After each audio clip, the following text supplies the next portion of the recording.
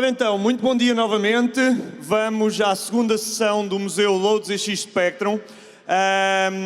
Estando aqui mesmo à nossa frente, com as faixas de cor características dos computadores desta mítica marca inglesa Sinclair, mas que nos anos 80 foram maioritariamente montados a partir aqui da margem sul, da Caparica, pela Timex, como acabámos de ver. Eu digo muitas vezes que para projetar o futuro temos de conhecer o passado e, portanto, é isso que estamos aqui a fazer. Estamos a honrar, estamos a homenagear, mas mais do que isso, estamos a aprender. Porque se eu quero ser ambicioso, se eu quero construir uma carreira, tenho tudo a ganhar em aprender com quem já passou pelas coisas, em perceber o que é que correu mal, o que é que eu posso fazer diferente, como é que eu posso chegar mais rapidamente àqueles que são os meus objetivos. Para isso, vamos ter a história daqueles que foram os primeiros em Portugal a conseguir comercializar um jogo internacionalmente, por uma editora chamada Gremlin Graphic, no norte de Inglaterra, mas essa história eles vão contar em primeira mão. A mim, compete-me fazer uma coisa muito simples, agradecer à minha direita ao André Luna Leão, fundador do Planeta Sinclair, um blog em língua portuguesa de maior visibilidade internacional que existe sobre os temas de Spectrum e Sinclair.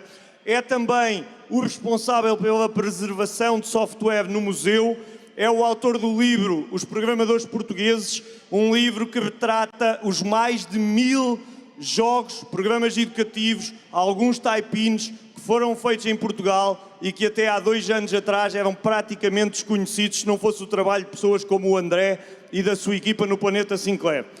Outro dos elementos do Planeta Sinclair, à minha esquerda, Filipe Veiga, além da parte do Planeta Sinclair, é o fundador da Tecnamic, da Bitnamic, com outro amigo nosso, o Marcos Garré, brasileiro, um pesquisador de videojogos.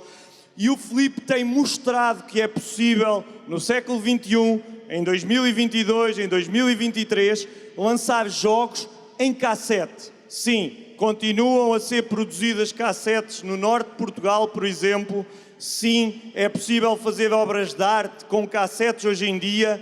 E sim, se alguém não souber, são lançados mais de 200 jogos de Spectrum por ano. Portanto, se alguém achar que isto é só para gajos velhos como eu, que estão aqui no palco agora, não é verdade. Há muita gente que continua a lançar jogos, mesmo para uma plataforma velhinha como esta.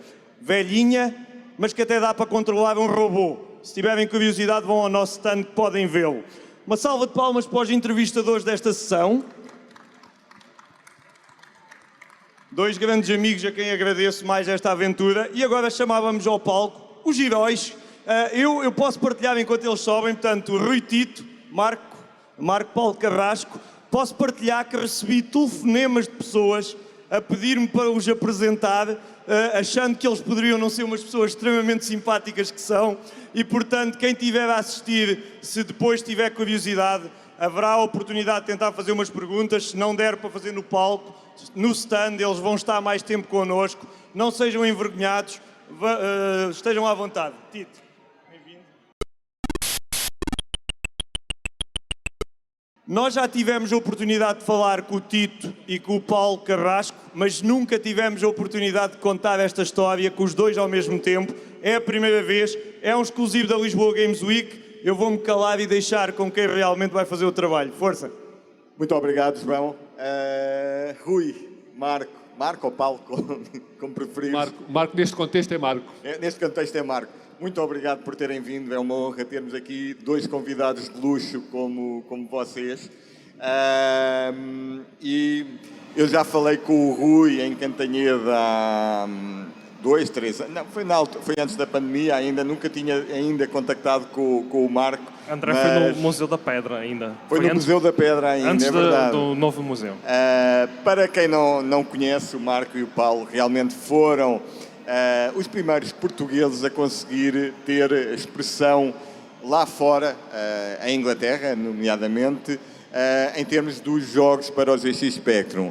Já tinha havido pequenas tentativas antes. Lembro-me de um matemático português que até esteve ligado ao Elite e ao Jairen, mas sempre integrado numa equipa mais vasta. Portanto, individualmente, foi o Rui e o Marco ou o Marco e o Tito, como preferirem, que iniciaram essa aventura. Se calhar começava mesmo por aqui. Como é que dois miúdos de 12, 13, 14 anos se interessaram pela programação e começaram a programar? Vocês são autodidatas, não é? Portanto, começaram do nada a programar. Ora, boa tarde. Quero, em primeiro lugar, boa tarde ou bom dia, neste caso, agradecer o convite, a oportunidade para estarmos aqui a dar também o nosso contributo neste assunto. Para responder ao André e passando já à questão, eu acho que nós começamos, tal como alguns jovens naquela altura, passamos primeiro para a eletrónica. Nós não começamos necessariamente logo pelos ZX Spectrum, isto tem alguns passos anteriores. Eu e o Tito somos vizinhos desde a infância, morávamos a poucos metros uns dos outros e tivemos sempre muito interesse nos jogos. Na altura era fazer jogos de eletrónica, muito elementares, chegávamos a ir às sucatas, buscar televisões antigas, tirar peças para tentar fazer alguns jogos elementares com eletrónica, e foi aí que, creio eu, que começou este gosto pelos jogos. Depois apareceu esta plataforma ZX81, pelo menos eu falo no meu caso, muito por não ter contacto diretamente, mas por vizinhos que tinham esse computador, e foi aí que tudo começou, mas deixava também o Tito, força. A gente começou com praticamente o Spectrum, não é?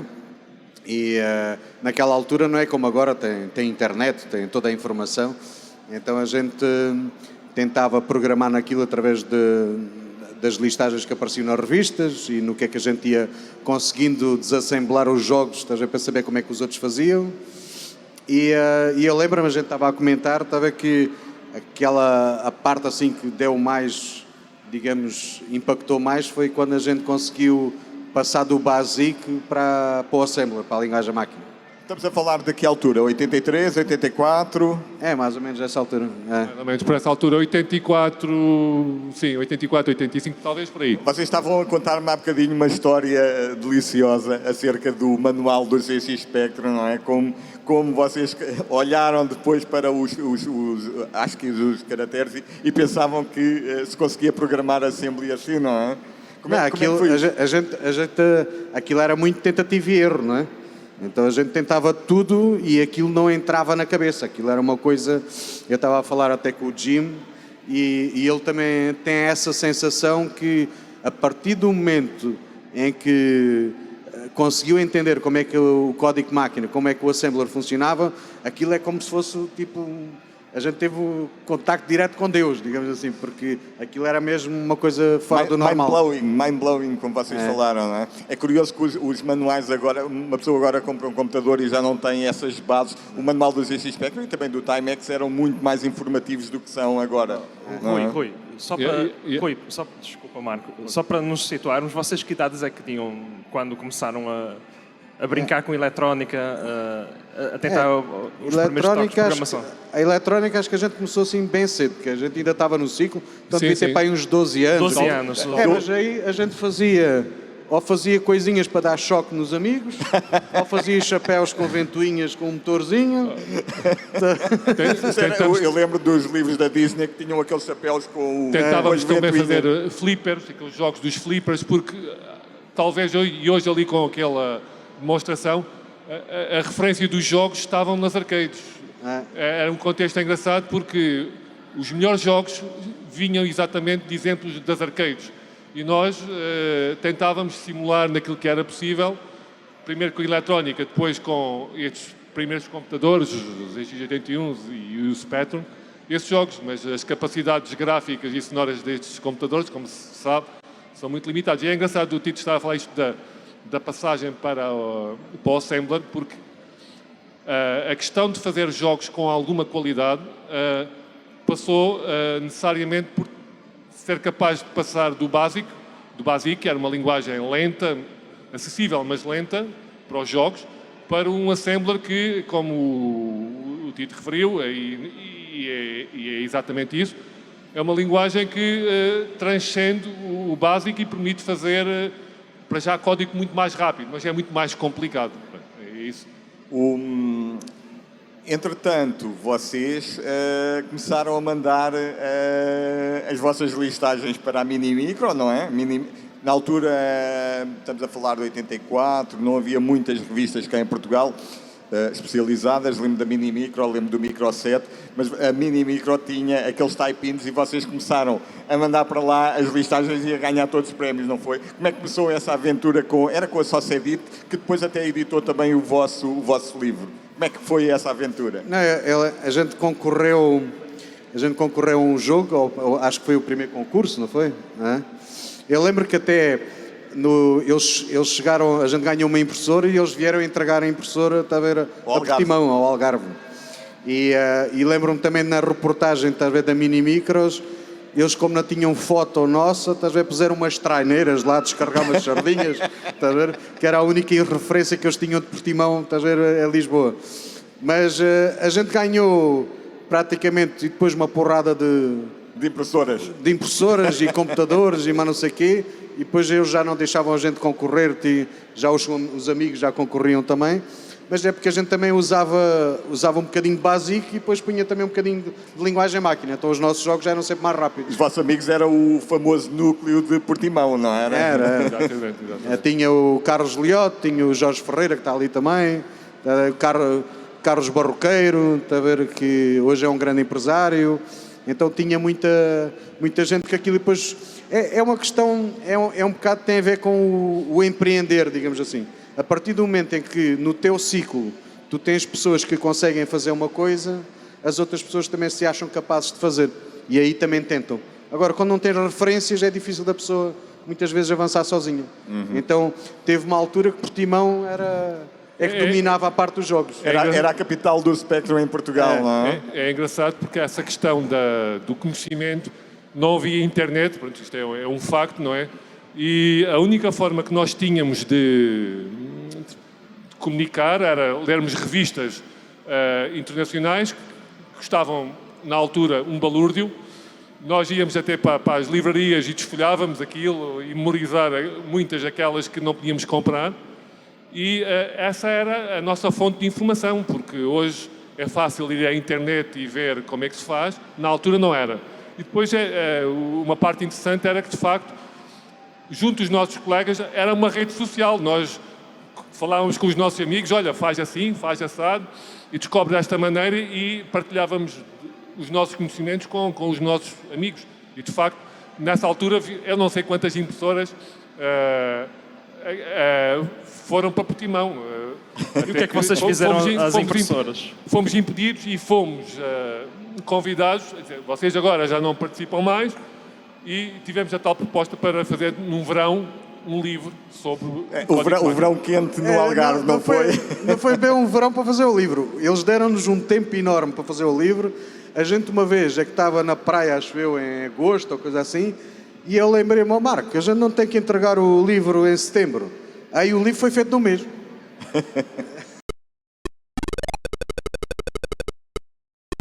Naquela altura a gente tinha, sei lá, 16 anos, né? Vocês faziam quase um programa por dia, não era? A maior parte destes programas que estão... A maior parte não. Todos os programas que estão neste livro e mais alguns que saíram na Mini Micro já estão, entretanto, recuperados, já foram digitados. Eu lembro-me recuperei de uma cassete que o Marco nos entregou há 3, 4 anos e que conseguimos fazer a recuperação de todos os programas, quase todos os programas.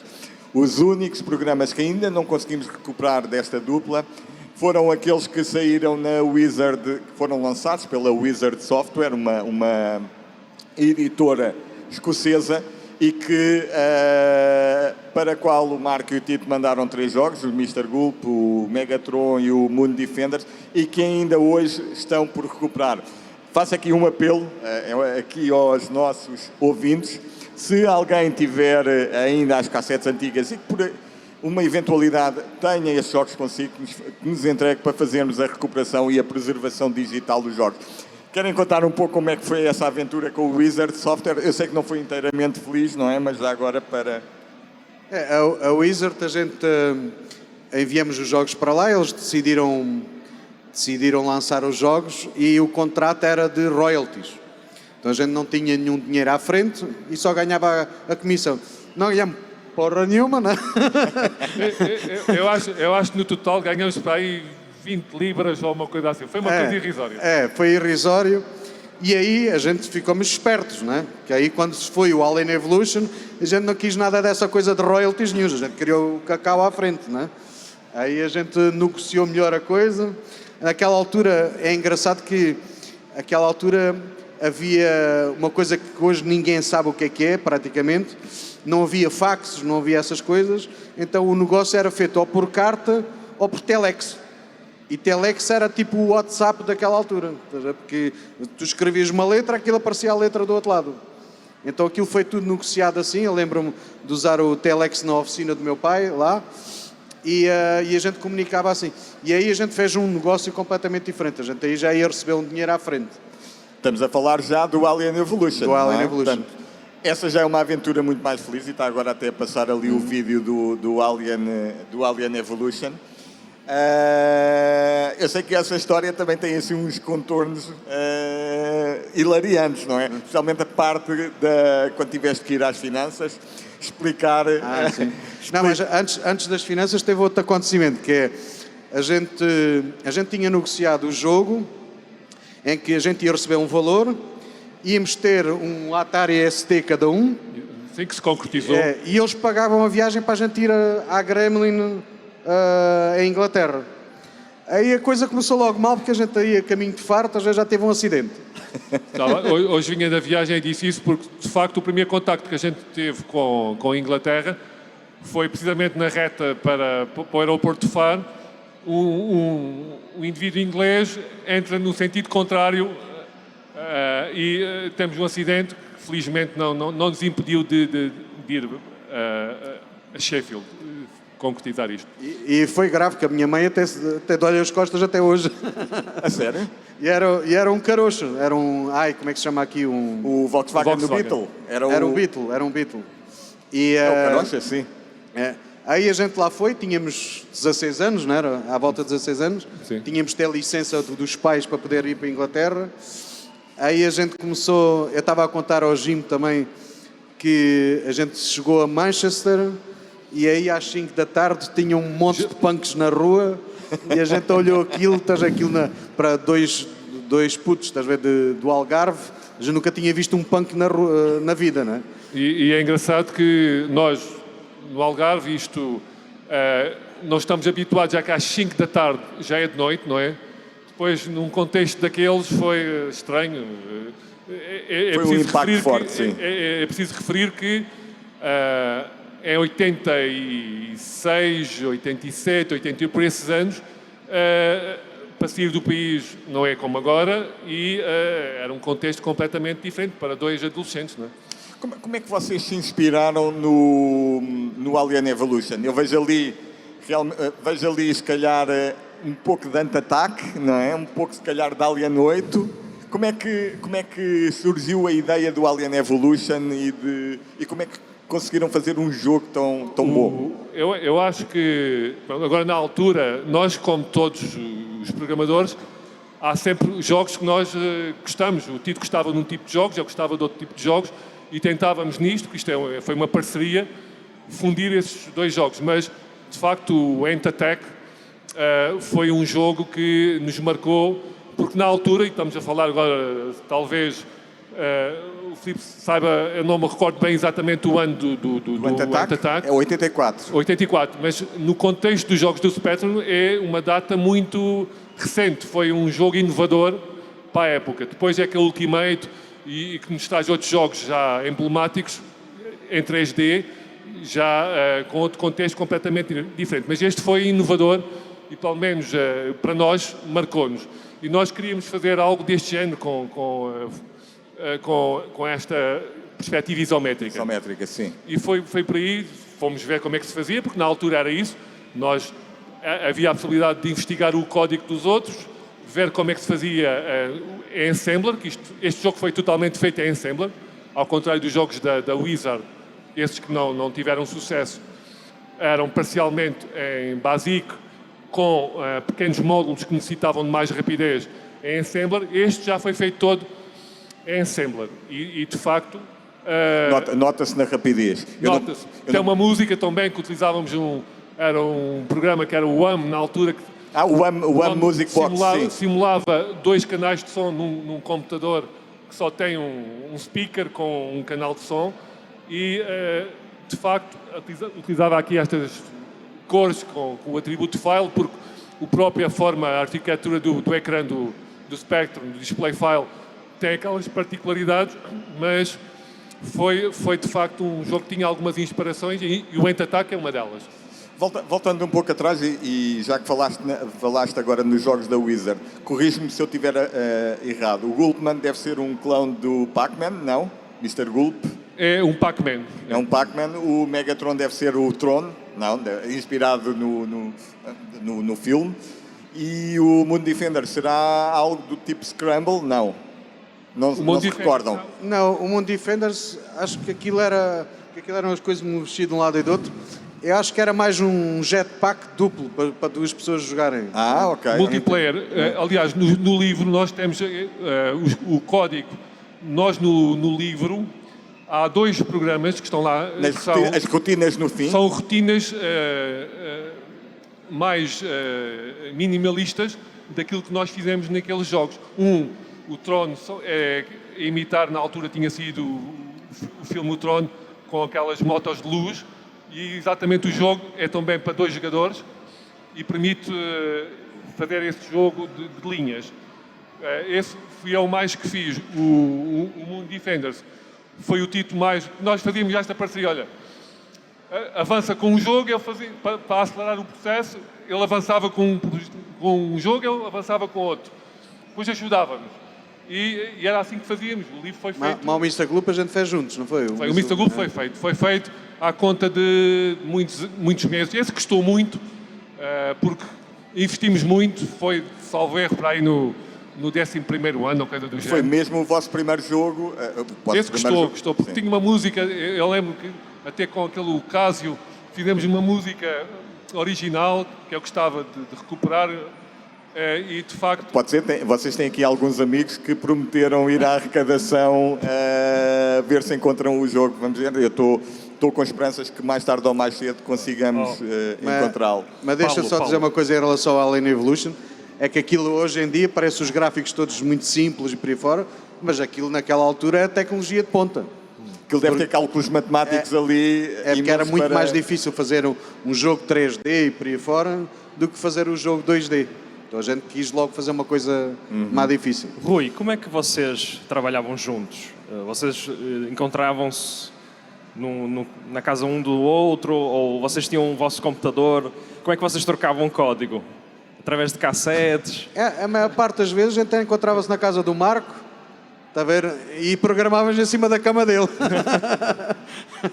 E depois, umas vezes eu programava em casa, eu programava na dele também, depois a gente se encontrava, ou ia à casa um do outro, e porque inicialmente a gente morava ao lado um do outro. Mas e depois, a partir de uma certa altura, a gente depois já morava para aí uns 2 km da casa dele. Então aquilo era muito pegar nas cassetes, enfiar no bolso e ir um para a casa do outro. E muitas vezes o Tito, quando já morávamos afastados, o Tito vinha de manhã, e estamos a falar de uma distância aí de uns 3, 4 quilómetros.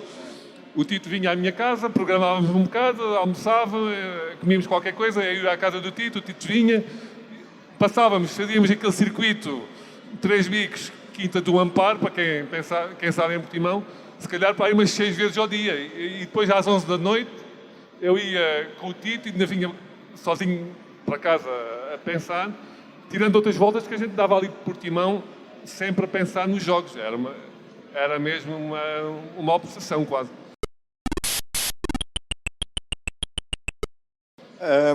Convidava-vos agora a voltarem para trás e a verem um pequeno vídeo.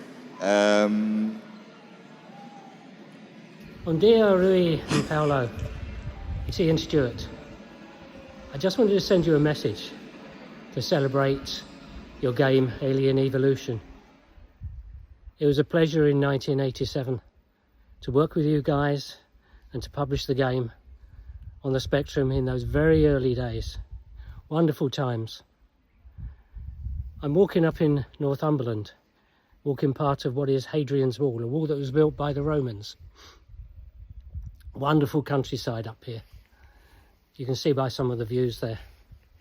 I do hope that you guys are in good health and your families are safe and happy.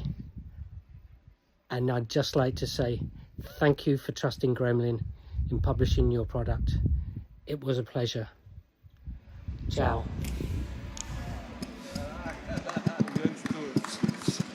Vocês estavam a dizer na brincadeira, não há ninguém que nós não consigamos encontrar, aqui o mérito é todo do João Ramos, que contactou o Ian Stewart, da Gremlin, que foi, era o responsável pela editora do Alien Evolution, e assim em tempo recorde conseguiu que nos mandasse um vídeo para, no fundo, para vos agradecer também a vossa vida e para, no fundo, verem ainda estão todos vivos e de boa saúde e lembram-se muito bem do Alien Evolution. Não, eu lembro que ele foi-nos buscar ao aeroporto de Jaguar, estás a ver? Foi a primeira vez que havia um Jaguar. Acho que para mim foi a primeira e a última que andei no Jaguar. Na altura as editoras eram, no fundo, eram os rockstars, não era? Eu lembro-me do processo da Imagine Software, que eles gastaram o dinheiro todo em Porsche e em brutos carros e depois não tinham dinheiro para andar para a frente com a editora, que depois foi adquirida pela Ocean Software e continuou assim. Depois do Alien Evolution, como é que foi a vossa vida? Sei que este foi um dos jogos que aqui mais o Rui participou, o Climax. Rui, este também, encontrar o nome para este jogo também foi assim um pouco surreal, não foi? É? Encontrar o nome para este jogo também foi assim um pouco surreal. Eu tenho memória em termos de tu me teres dito. Eu tinha um problema com o nome do jogo e lembro-me que nesse dia, estás a ver, não conseguia dormir e por aí fora porque não tinha conseguido e andei às voltas na cama. E aí quando o lençol sai do lugar, estás a ver, o nome do meu colchão era Climax. Aí eu pensei, vai ficar Climax mesmo.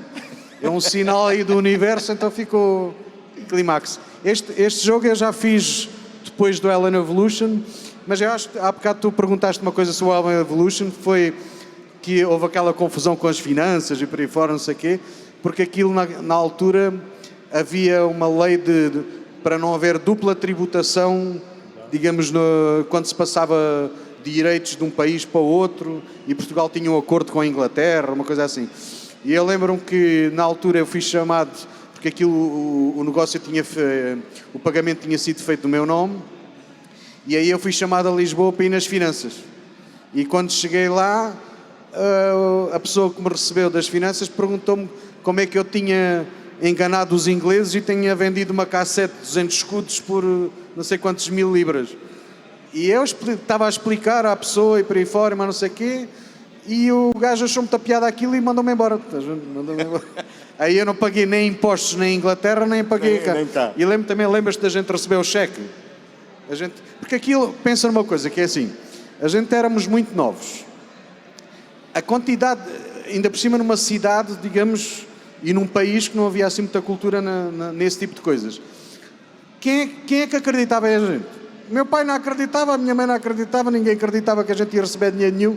Acho que nem os pais do Marco... E porque no primeiro jogo não tínhamos recebido nada. A gente andava ali sempre entretidos, a ocupar o tempo e recebíamos zero. E há uma empresa em Lisboa, antes da gente vender à Gremlin, que nos ofereceu 50 contos pelo jogo. Terá sido a Store? Não. Não, era uma empresa que ficava num centro comercial que era Gemini. Eu não me lembro bem. Softmail? Não sei. Eu sei que eles ofereceram uns 50 contos. E eu achei aquilo a gente achou aquilo muito pouco. E aí começamos a mandar... Aliás, a gente não mandou cassetes do Alien Evolution para muita gente. A gente mandou para a Gremlin mesmo. Foi isso. A gente mandou só para uma. Mandaram logo o jogo completo para eles? Sim, mandámos para eles ver. Eles depois fizeram a imagem do loading, né? O logo do Alien Evolution originalmente não era o ecrã de entrada, não era aquele. Eles depois substituíram por outro. Nós tínhamos uma nave espacial, era tipo o Alien, na altura, tinha uma nave uns destroços de uma nave espacial. E esse era o ecrã original. E depois eles acharam, com certeza por questões comerciais, que a versão final era mais adequada.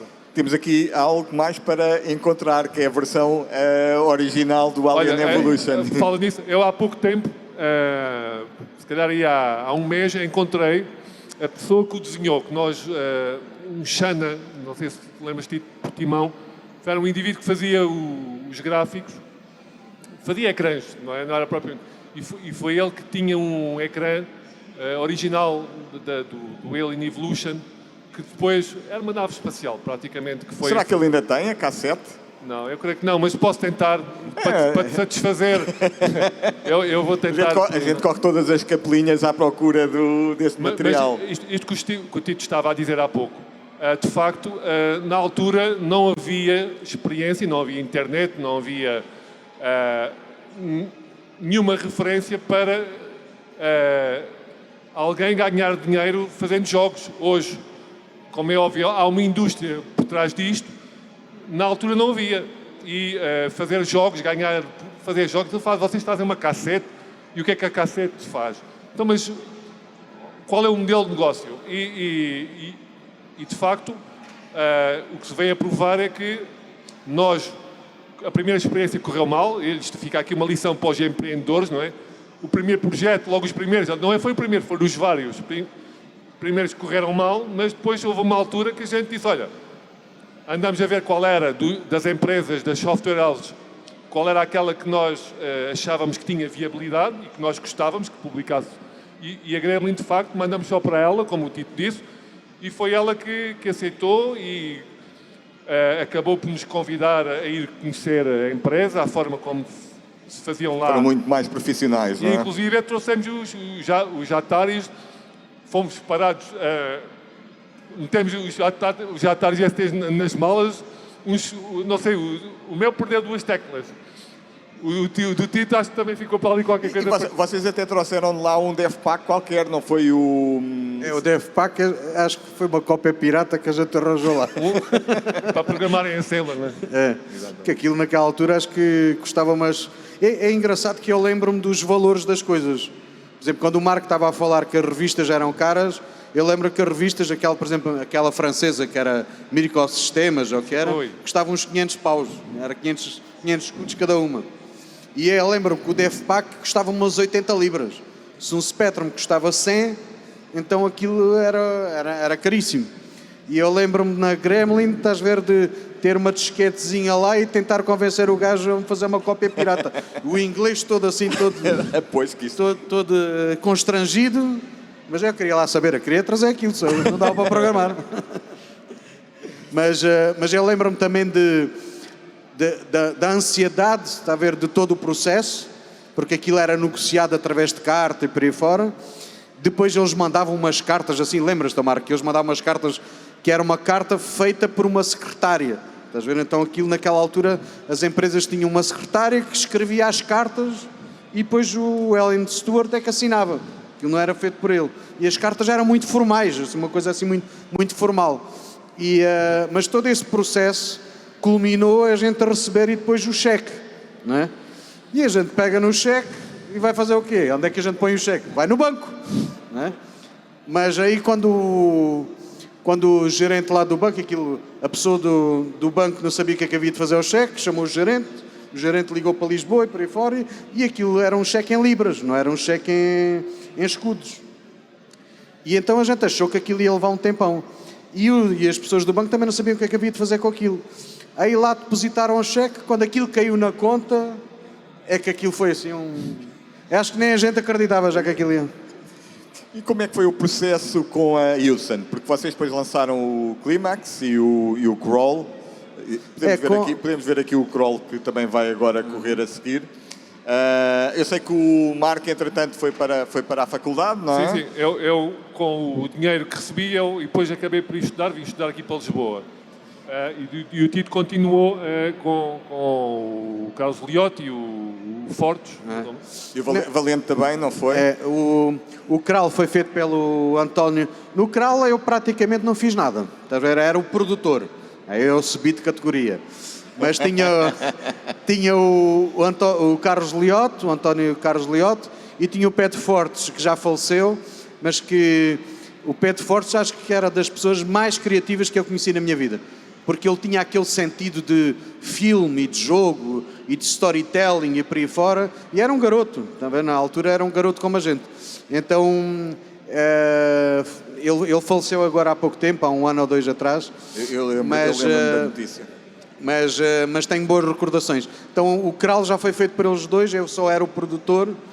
E o Clímax eu fiz sozinho e teve a música do Clímax foi feito por o...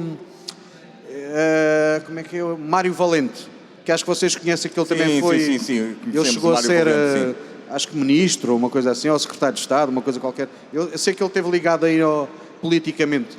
Mas lembro-me do Mário Valente também fazer a música para o Clímax, ter vindo ter com ele aqui a Lisboa e por aí fora. E como é que foi o processo negocial com a Hewson? Foi tão fácil como com a Gremlin? Não, foi mais fácil em termos de rapidez e por aí fora. Porque naquela altura o que acontece? Os jogos do Spectrum já estavam muito no final, as editoras já não estavam a lançar muitos jogos, queriam era lançar jogos para o Amiga, para o EC, então a gente acabou por demorar um bocadinho mais, e a Gremlin na altura já não estava a lançar jogos do Spectrum. Então quem indicou a Hewson foi o Ian Stewart. Depois, esses 2 jogos acabaram por sair numa compilação na Fourth Dimension. Saíram. Não saíram de forma individual, mas eu lembro-me de ver as reviews na altura, porque eu comprava a Yor Sinclair, e de eles referirem que a compilação tinha 4 jogos, mas que havia 2 que valia a pena, que eram o Kral e o Climax. Portanto, lembro... O Kral principalmente, eu acho que o Kral até era mais bem conseguido do que o Climax. Porque o Kral, como eu disse, o Pedro Fortes, ele tinha aquela característica de storytelling, eu não sei o quê, e era um jogo que tinha assim uma historinha por trás e por aí fora. Então era uma coisa assim mais... É pena, estás a ver que já foi no final do primeiro vídeo da época dourada do GX. O Kral tinha uma coisa também engraçada. Tinha ali uma opção que era a 4, agora não se está aqui a ver o menu, que era um striptease. Era. Para quem não conhece o jogo, há lá uma opção que é... supostamente vai... ter um striptease, e quando uma pessoa carrega nela diz, vão ter, mas primeiro têm que me convencer que vocês têm idade e que têm a competência para ver o striptease. Portanto, no fundo estava a convidar a terminar o jogo. Não sei se alguém chegou a pensar que ia mesmo ver Eu acho que não tinha nada. Não tinha nada. Mas se calhar houve muito miúdo na altura que tentou ali ir até ao fim para ver o striptease. E o Alien Evolution, ele também foi vendido em Espanha. Ele também foi comercializado depois em Espanha. Pela Herb, não. Pela Herb. Ele também tinha sido... Acho que a gente nem chegou a traduzir, não é? Não. Fizeram só a caixa diferente, não é? A parte do Alien Evolution, a vantagem que teve é que, sendo os jogos seguintes, como o Tito já aqui referiu, já foi naquele período em que o ZX Spectrum estava a reduzir a sua atividade, e estavam a aparecer outras plataformas, nomeadamente as consolas e algo do género, que permitiu, no caso do Alien Evolution, termos aqui um retorno financeiro maior. Portanto, foi essa a vantagem. E que no contexto português, não havia nada. Portanto, os jogos, de facto, ter sido o primeiro foi por esse motivo. Não é? Rui, quando é que foi o momento em que tu viste que o Spectrum não tinha qualquer saída comercial? E o que é que sucedeu a seguir? Eu sei que o Marco seguiu a carreira académica, ainda também ligado a jogos, mas tu chegaste depois a fundar uma empresa de venda de produtos informáticos que acabaria por dar numa outra coisa que tinha a ver com jogos. O que é que tu podes nos dizer dessa fase posterior do Spectrum? Eu depois de fazer os jogos ainda tentei fazer também no ST, ainda fiz algumas coisas lá, mas não lancei nada. E depois aí quando tinha 18, 19 anos, acho que 19 anos, aí montei uma lojinha de computadores. E a partir daí nasceu a Portidata e nasceu a Marcius. A Marsys era quem criou os primeiros computadores de marca própria para o continente, para a Sonai, então a gente vendia os computadores dos hipermercados. E a Portidata, como tu sabes, naquela altura os jogos era tudo pirata, e aí eu e o meu sócio, a gente foi para a Inglaterra e fechamos contrato para aí com umas 150 editoras. Contratos exclusivos. É, exclusivos. E aí depois da gente ter os contratos, a gente não tinha ninguém para fazer as capas, não tinha ninguém para fazer as coisas.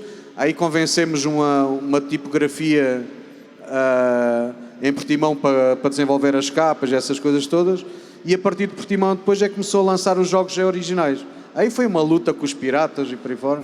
Eu sei que vocês lá em Inglaterra, quando foram atrás dos contratos, o pessoal lá perguntou como é que vocês iam vender e vocês responderam com uma outra pergunta. Quanto é que eles venderam em Portugal? Eu lembro que o argumento que a gente tinha era: então quantos jogos originais é que vocês venderam em Portugal? E eles diziam que nenhum. Então se a gente vender um, já está bom. Depois vocês, em Portugal, começaram a vender os jogos oficiais, licenciados, mas acho que durante um período, até 92, vocês não tinham qualquer proteção contra a pirataria. O que é que vocês faziam em relação a isso, até haver a legislação? A lei saiu logo assim um ano depois, mas aquilo era muito complicado, não é? Porque estamos a falar de um mercado que vendia jogos a 200 escudos, não é? A €1, e começar a vender jogos a 50 euros, a 10 contos. Então as pessoas diziam que a gente era malucos, não é? Só que havia a convicção que aquilo não podia continuar sempre assim, não é? Só que por curiosidade é que a gente começou com os jogos da Microprose, da Sierra, que eram jogos que tinham manuais muito grossos e caixinhas e por aí fora, e o pessoal gostava de comprar aquilo por causa da caixinha, por causa do manual, porque os jogos piratas não tinham manuais muito grandes. E por causa eram traduzidos para português. Eram das traduções que eu ia perguntar. Vocês foram também pioneiros na tradução oficial. Essas traduções eram feitas por profissionais que conheciam jogos ou... Era o profissional, eram os meus vizinhos que faziam lá, uma amiga ou outra que fazia as traduções. A parte de tradução não era muito complicado. A parte de tradução até lembro-me quem fazia, mas o problema maior era o quê? É que nas gráficas não havia máquinas para receber, estás a ver, os cartuchos das capas. E muitas vezes eram fotolitos. Aquilo vinham os fotolitos e era editado no próprio fotolito. Então tu tinhas que cortar o fotolito, tirar o texto e depois pôr um fotolito com o texto em português. Porque não havia computadores para editar aquilo, não é? Mas vocês também fizeram primeiro, ou seja, lançaram o primeiro jogo traduzido, não na capa, não no manual, mas no jogo em si. Foi o Beneath a Steel Sky. Foi. Como é que foi esse processo?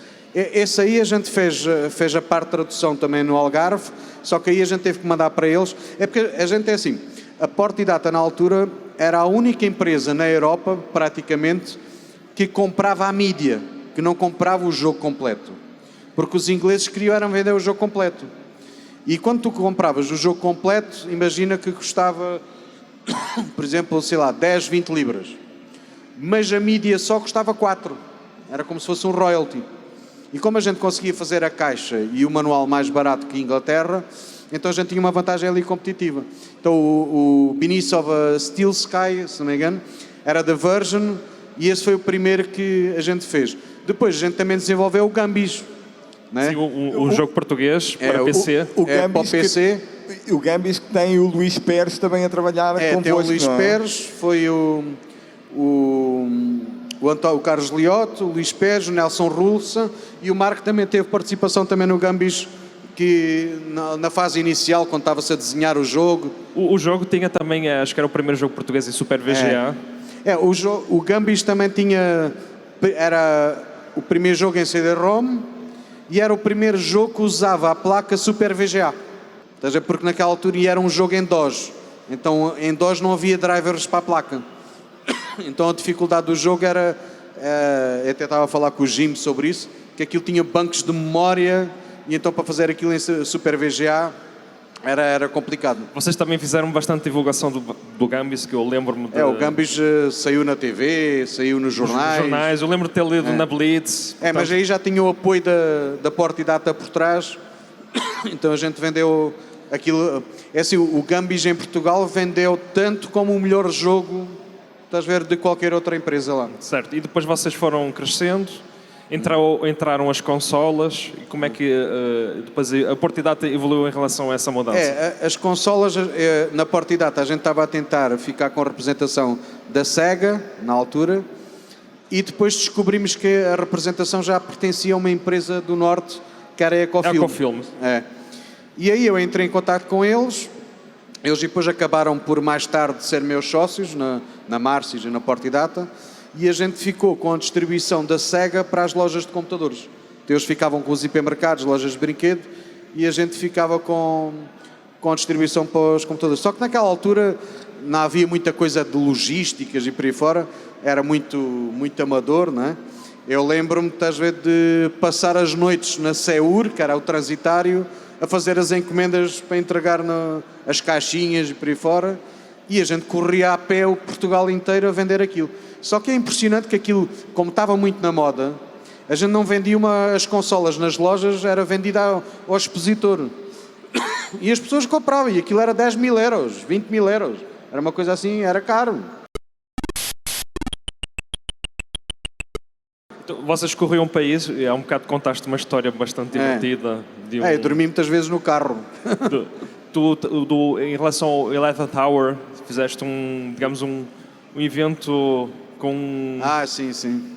Não, o 11 Hour a gente fez um evento da Portidata no Hotel Júpiter, na Praia da Rocha, e aquilo era um jogo de terror, não é? Aí o que é que a gente se lembrou fazer? É um jogo de terror, vamos pôr um caixão no palco. E vamos fazer lá aquilo, está já tudo bem montado, tipo, tudo temático, digamos assim. Só que eu resolvi, estás a ver, meter dentro do caixão. Aí com a sala cheia de gente, tinha para aí umas 500 pessoas, e eu salto de dentro do caixão, estás a ver coisa. Aquilo, as pessoas começaram tudo a fugir. E também foi a situação, estás a ver, de entrar com o caixão para dentro do hotel. Que para mim o caixão era uma caixa, não é? Mas aquilo nas pessoas... No subconsciente das pessoas... o subconsciente das pessoas tinha algum impacto assim um pouco diferente. Então, entrar com o caixão, estás a ver, para dentro do hotel. E é engraçado uma coisa que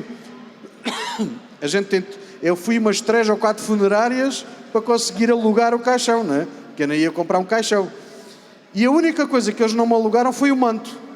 Aí o manto, eu tive que comprar o manto. E depois aquilo veio o inverno por aí fora, até usei o manto para dormir e tudo. E depois, em relação à Ecofilmes, a Portidata acabou por se juntar à Ecofilmes. Depois a gente tinha... As empresas nasceram em Portimão, na altura, e depois elas mudaram para Lisboa, tanto a Marcis como a Portidata, e depois a gente acabou... porque a gente estava a vender muita coisa já para os hipermercados, já tinha um faturamento muito alto, e aquilo começou de 2 pessoas e chegou uma altura que a gente tinha 200 funcionários, 300 funcionários. Mas depois tu acabaste por sair de Portugal, não foi? Oi? Acabaste por sair de Portugal. Isso aí já foi em 2001. Já não estavas envolvido nos jogos? Não, aí eu vendi as empresas todas, aí já tinha vendido a Portidata também, e depois eu mudei para o Brasil. Aí fiquei no Brasil. E o Paulo seguiu uma carreira académica, mas de certa maneira ainda está ligado aos jogos, não é verdade? Sim, pronto, eu a seguir ao Alien Evolution, de facto, segui... aliás, o Alien Evolution, o dinheiro que eu ganhei, acabou por me ajudar de uma forma significativa para ir estudar para Lisboa. Já na altura não era barato estudar aqui em Lisboa. E, de facto, foi com esse dinheiro que eu consegui, mas ia mantendo, ia de férias para o Algarve, estava sempre com o Tito, e tive essa participação também no Gambis, no projeto inicial, e depois tive sempre, aliás, quando ganhamos o Atari ST, eu ainda em Lisboa, ainda tentei queria fazer um jogo verdadeiramente tridimensional. Na altura era um género que estava a aparecer E de facto ainda fiz. Foi uma aprendizagem com outro tipo de processador, o 68000, porque o Atari ST tinha um processador muito mais potente, mas acabei por não concretizar e esse projeto nunca chegou ao final. Depois entrei naturalmente fui para a Universidade do Algarve, onde atualmente ainda continuo como professor na área da matemática e da data science, que tem a ver naturalmente com esta parte tecnológica. E em 2012, também ainda com este bichinho da programação de jogos, ainda fiz um jogo educativo, que creio que ainda está no Google Play, de um puzzle. É um jogo educativo sobre matemática, é um Tetris com comportamento físico, em que vendi para a Amazon, também disponível para a iOS e para Android, que ainda teve uma boa base. Ainda tive ali cerca de 70 mil instalações para um jogo educativo. 70 mil? Ainda é significativo. E, de facto, continuo a dizer que os jogos, gosto muito de programação e hoje não tenho nem tempo nem aptidão para jogar jogos, porque acho que os jogos, e ainda há pouco estava a dizer isso ao Tito, se nos colocam aqui a jogar ao Alien Evolution, passamos os dois uma vergonha, porque ou na altura tínhamos mais reflexos ou mais capacidades, porque de facto os jogos de hoje em dia parecem muito difíceis, especialmente os do Spectrum, muito difíceis de jogar. Eu acho é que os jogos de agora são muito fáceis. Na altura, a jogar o Minic Miner ou o Profanation, o Abu Simbel Profanation. E havia uma capacidade de entretenimento que os jogos hoje têm outras valências, são muito mais gráficos, são muito mais som. Nós imaginávamos muitas vezes aquilo que o jogo não tinha nos gráficos. Fazíamos mapas e levávamos, às vezes com um jogo, levávamos semanas a jogar. Obviamente que o jogo não tem o atrativo dos jogos de hoje em dia, mas para recapitular, ainda tenho, pelo menos do ponto de vista afetivo, a minha ligação aos jogos, não é? Embora não tenha tempo para jogar. E Rui, e tu? Mas há uma história que eu lembro-me que o Marco, ele fez esse jogo educacional de matemática para mobile, né, naquela altura, e naquela altura eu já não programava há uns 20 anos, uma coisa assim. E ele veio-me falar, eu fiz aquilo no Corona, usando uma linguagem que era Lua e mais não sei o quê, e aquilo, eu acabei-me desportando, e eu não programava há 20 anos, já estava no Brasil, e comecei a brincar com aquilo por causa dele. E comecei a brincar com aquilo por aí fora. E dessa brincadeira nasceu um aplicativo que o meu primeiro cliente foi a Mercedes na Alemanha. E então, usando essa tecnologia que ele usou para desenvolver o jogo, eu fiz um jogo para treinar os funcionários. Ou seja, no fundo vocês ainda acabaram por trabalhar juntos, de certa forma. Não, ali não estávamos a trabalhar juntos, mas foi através dele ter feito aquilo que me despertou a atenção, estás a ver, para voltar a programar. E aí, estás a ver, eu fiz esse jogo, a gente vendeu para a Mercedes, para 20 e tal países, depois vendeu para a McDonald's, para 40 países também, e era um jogo tipo de perguntas e respostas em que a gente treinava os funcionários com o jogo. Isso seria gamificação, não é? Era gamificação.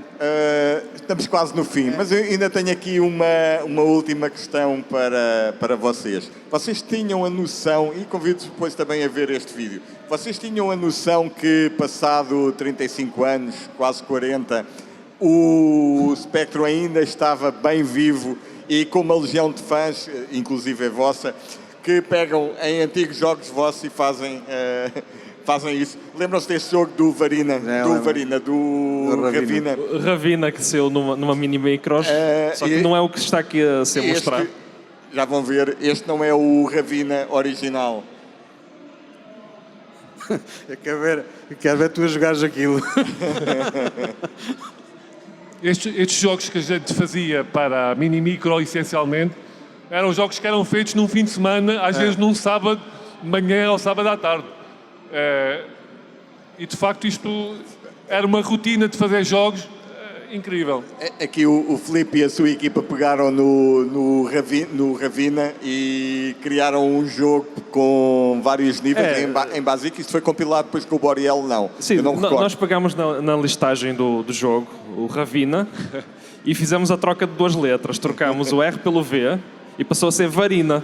Portanto, o personagem principal é uma Varina e o jogo todo é em torno da estrutura original feita em Basic, que depois foi acabada por ser compilado.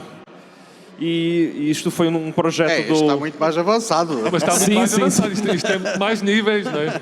Sim, mas o cenário é virtualmente idêntico ao original. Portanto, isto foi mais uma homenagem que o Planeta Sinclair fez ao vosso trabalho. E seria talvez o jogo que, se alguém, um jovem naquela época, pegasse na vossa listagem e se tivesse a acrescentar algumas melhorias, talvez fosse algo assim parecido. É verdade. Vocês tinham a Obrigado. noção que, passado este tempo todo, Não, o Spectrum eu acho- continuava bem vivo? Não, a gente estava a falar sobre isso, nem tinha essa noção. E também, eu quero dar os parabéns, estás a ver, quer ao João, ao Museu do Spectrum e ao Planeta Sinclair e por aí fora, porque o trabalho que vocês fazem é uma coisa, estás a ver, que é tão mind-blowing como a parte do Assembler. Porque vocês vão atrás das coisas, vocês descobrem as coisas, vocês valorizam, digamos assim, as pessoas e as pequenas coisinhas, digamos, que fazem toda essa história. Vocês fazem um trabalho incansável. É assim uma coisa de extraordinária e, para mim, principalmente, estás a ver, também acho que para o Marco, acho que é uma coisa que a gente nunca tinha imaginado. É verdade. Nós, olhando para trás, eu falo por mim e o Tito, conhece-o bem, também tem. Nós éramos com aquilo que nós fizemos, se bem que aquilo. Vocês agora dizem que isto tem valor. Nós, na altura, não atribuíamos grande valor àquilo, às cassetes que tínhamos na altura, o repertório de coisas que fizemos. Se calhar metade daquilo que a gente fez nem passou para ir para revistas, nem para algo do género. Mas, de Eu facto, tenho vergonha. fruto do vosso trabalho, e quero também deixar aqui presente este agradecimento ao Diogo, ao Planeta Sinclair, ao Filipe, a todos, porque de facto vocês são essenciais na preservação disto. No fundo é história, não é? Arqueologia. Quando às vezes as próprias pessoas que criaram estes jogos e estes códigos, na altura não tiveram a visão para o fazer, mas felizmente convosco isto está aqui para a nossa família, para os nossos familiares e para todos verificarem que de facto isto continua vivo. Muito obrigado uma vez mais. Nós é que agradecemos. Eu só queria deixar um convite ao Rui e ao Paulo de nós irmos juntamente com o Jim Bagley, assim que tivermos tempo, ainda hoje, ali à Loading Zone, onde estão os jovens indie devs, para vocês verem o que é que está a ser feito atualmente.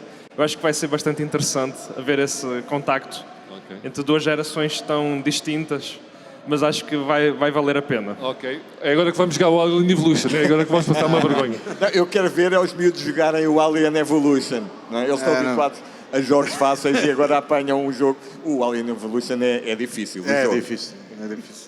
Pronto, muito obrigado, Rui, Marco, foi um prazer estar convosco. Eu não sei se alguém tem alguma questão, se tiver, temos a oportunidade de tentar esclarecer enquanto as pessoas ganham coragem. Eu escrevi enquanto vocês estavam a fazer esta sessão, isto é uma coisa um bocadinho mais pessoal, mas eu escrevi o reconhecimento a Portimão. A minha história pessoal, como vocês sabem, com o Spectrum, tem tudo a ver com Portimão. Eu costumo dizer que se o museu não tivesse nascido em Catanhede, eu acho que ele devia ter nascido em Portimão. Portimão tinha um núcleo muito forte de pessoas, muito à base dos vossos amigos, do Sr. Santos, do Lucas, da Shop Lucas, do meu tio, que foi a pessoa que meteu o bichinho disto. E, portanto, também essas grandes quantidades de cassetes iam aparecendo na bairrada e, portanto, foi assim que tudo isto de alguma maneira começou e, portanto, acho que também não é só o Alien Evolution, é todo o contexto do que aconteceu nessa época e há muitas histórias que nem sequer estamos aqui ainda a falar. Alguma questão que queiram colocar? Se não, nós vamos voltar até ao stand, vamos fazer ali uma brincadeira agora também, ver se o Jim alinha. E depois então se calhar ao início da tarde podemos tentar fazer a visita que diziam. E muito obrigado a todos. Já tenho que agradecer.